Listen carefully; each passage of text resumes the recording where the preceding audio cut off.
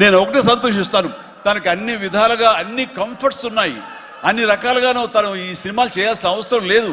తను తన ఫ్యామిలీని చూసుకుంటుంటే కనుక గడిచిపోతుంది ఈ జీవితం అంతా. కానీ అలా కాదు, నేను సాధించాలి. నువ్వు సాధించి చూపించావు లైఫ్లో, ఎంతోమంది మార్గదర్శకంగా ఉన్నావు. అలాంటి నిన్ను ఆదర్శంగా తీసుకుని మేము ప్రూవ్ చేయాలి అనే దాంట్లో ఉంది. అండ్ అలా చేస్తూ ఈ రోజున ఈ సినిమా డెఫినెట్లీ హిట్ అవుతుంది. ఇలాంటి గర్వకారణమైన సినిమాని తండ్రిగా నాకు గిఫ్ట్ ఇచ్చినట్టుగా తను భావిస్తుంది. ఆ సంతోషం తను పొందుతున్నాను నాకు తెలుసు.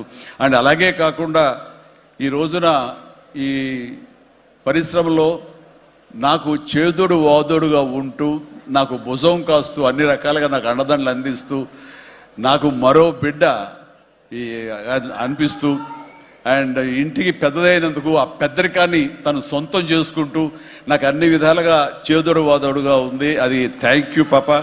అందరి ముందు ఇటు పక్కన అమ్మా, ఇటు పక్కన ఉంది. ఇది రామ్ చరణ్తో పాటు నాకు మరొక బిడ్డ. అలాగే మా చిన్న పాప కూడా అక్కడ టీవీ చూస్తుంటేమో. థ్యాంక్ యూ నాన్న. ప్లీజ్ ఇదే రకంగా ఉండండి, ఇదే కష్టాన్ని నమ్ముకోండి. ఖచ్చితంగా భగవంతుడు మీకు ఆశీస్సులు అందజేసి ఇలాంటి విజన్ ఇస్తాడు. అండ్ మేము ఎంత ఇచ్చామన్నది కాదు పాప, మీరు ఎంత సాధించుకున్నారు అనేది నాకు మరింత గర్వంగా అనిపిస్తుంది. నువ్వు ఆ దిశగా వెళ్తావు. All the very best.